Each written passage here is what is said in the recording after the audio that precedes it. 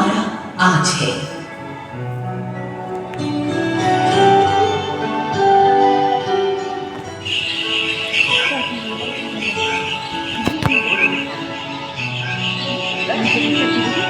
इक्कीसवीं सदी जहां आप इस सुंदर दुनिया और हसीन प्रकृति के नजारे देख रहे हैं और इसके एहसास के साथ सुखी जीवन बिता रहे हैं। मेरी सतह पर होने वाला हर जैविक कार्य सूर्य की रोशनी की ऊर्जा से होता है। दिन के समय मेरी सतह सूरज की रोशनी को सोख लेती है। हालांकि इसका बड़ा हिस्सा वापस अंतरिक्ष में लौट जाता है, लेकिन मेरी सतह जितना सोख लेती है वो मुझ पर रह रहे जीवों के लिए जरूरी है।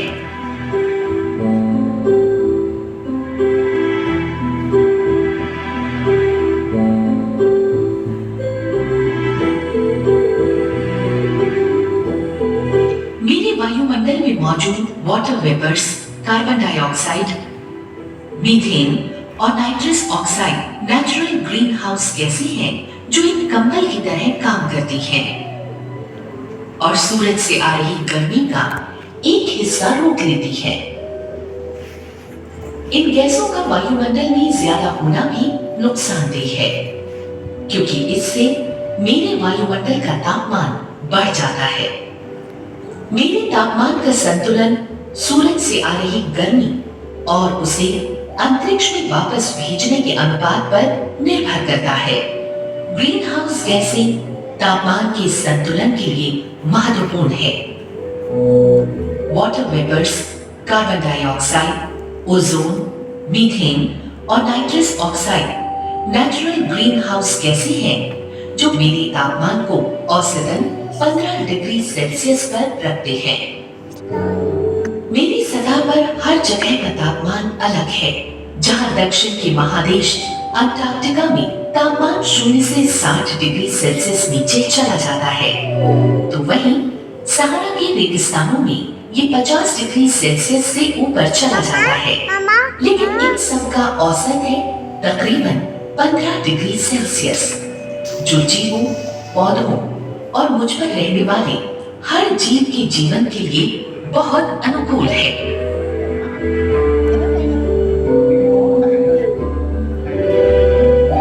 मुझे लगता है कि आप कुछ सोच में पड़ गए कि ये सारी बातें मैं आपको क्यों बता रही हूँ। दरअसल मैं दिन ब दिन पहले से ज्यादा तप रही हूँ। पिछली कुछ सदियों में मेरा तापमान बढ़ने लगा है। तकरीबन 0.4 डिग्री से लेकर 0.8 डिग्री सेंटीग्रेड तक। ये औसत के लिहाज से बहुत अधिक है और इसके जिम्मेदार भी आप हो, सिर्फ आप। कोयला, पेट्रोलियम और ऐसे ही बाकी के फॉसिल फ्यूल कार्बन से भरपूर होते हैं।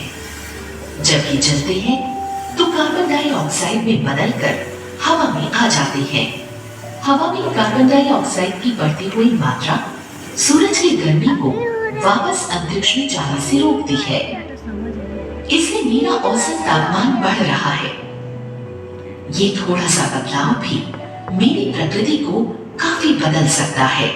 जैसे तापमान में ये बदलाव पहाड़ों की बर्फ और ध्रुवों पर जमी बर्फीली परतों को पिघला देगा। ग्लेशियर पिघल जाएंगे और पीने लायक सारा पानी समुद्र में जाकर खारा हो जाएगा। इससे समुद्र का जल स्तर भी बढ़ेगा, जिससे ना जाने कितने तटीय क्षेत्र के गांव, जंगल और उनमें रहने वाले जीव जंतुओं की जान खतरे में पड़ सकती है।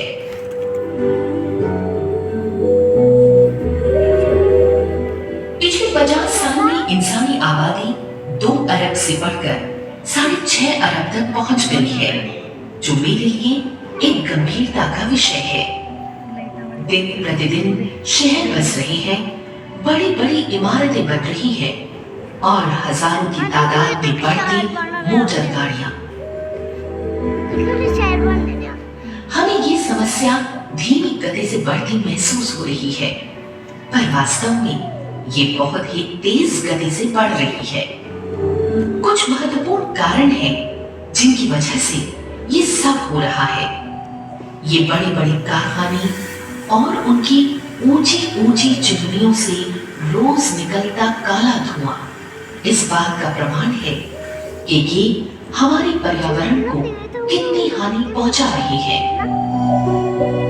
क्या आप जानते हो कि मुझे रात के समय जगमगाने के लिए आप कितनी बिजली का इस्तेमाल करते हो और इस बिजली को बनाने में ना जाने कितना कोयला इस्तेमाल किया जाता है।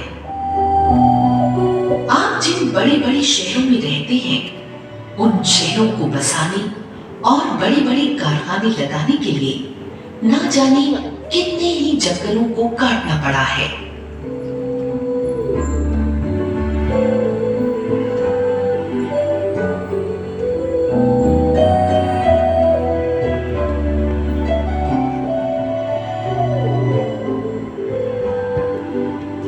आप इसी से अंदाजा लगा सकते हैं कि अगर एक कार 26,000 मील चलती है तो उससे जितनी कार्बन डाइऑक्साइड निकलती है औसतन उतनी ही कार्बन डाइऑक्साइड एक स्वस्थ पेड़ हर साल कम करता है और हमारे वातावरण को स्वच्छ बनाता है। एक स्वस्थ पेड़ हर साल औसतन 13 पौंड कार्बन डाइऑक्साइड सूखता है और आपको सांस लेने के लिए ऑक्सीजन देता है, जिसके बगैर जीवन संभव ही नहीं है। अगर तापमान ऐसे ही बढ़ता रहा तो इसका असर खासकर हमारे ग्लेशियर पर पड़ेगा। पूरे उत्तर भारत के मैदान को सींचकर उपजाऊ बनाने वाली गंगा गंगोत्री ग्लेशियर से निकलती है, जो मध्य हिमालय का 30.2 किलोमीटर लंबा ग्लेशियर है।